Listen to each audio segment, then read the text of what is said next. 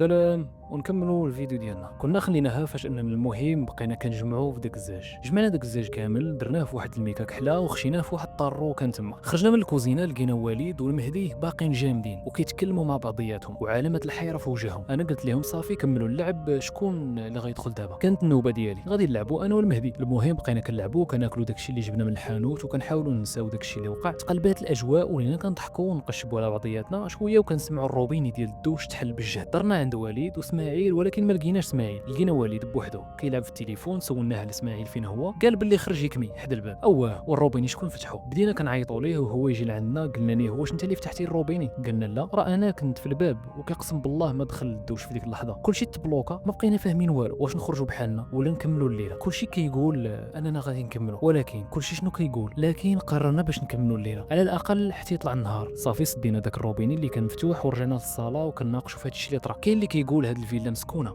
وانا باش ما كنبغيش نزيد ندخلوا راسنا في الرعب ديال بصح كنقول لهم لا عادي، هذاك غيكون غير روبيني فيه شي ديفو.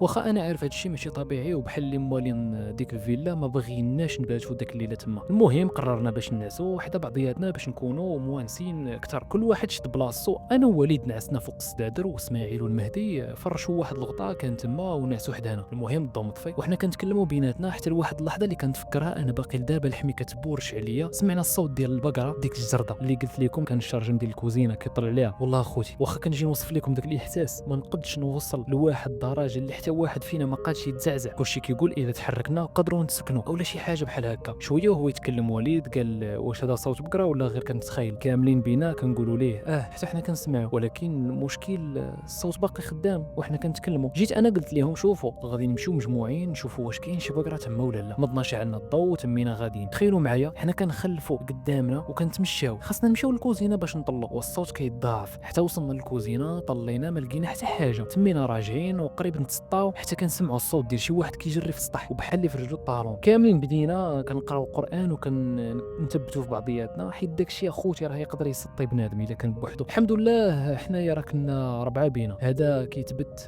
اننا ما غاديش نخافوا. المهم تمينا راجعين لديك الصاله اللي فيها غنعسوا وكنا مرعوبين. كتحس بالحلق ديالك ناشف. المهم قلت لهم الدراري غنصبروا غير حتى يطلع النهار ونخرجوا واخا غير مع ديك 7:30 ديال الصباح. كلشي وافق وبقينا جالسين في البلاصه اللي كنعسوا فيها وكنت حاط تليفوني كيتشارجا في وسط الدار. شويه بدا يطفى ويشعل غير بوحدو وكيطلق شي الوانات بحال اللي تسطى التليفون. صافي انا نط كنجري خفت لا يتحرق، حيت ليه الباتري وخليته شويه عاد شعلته. وما تنساوش ديروا واحد سبسكرايب ولايك للفيديو والمتابعه للقناه وتسناوني في الجزء الاخير.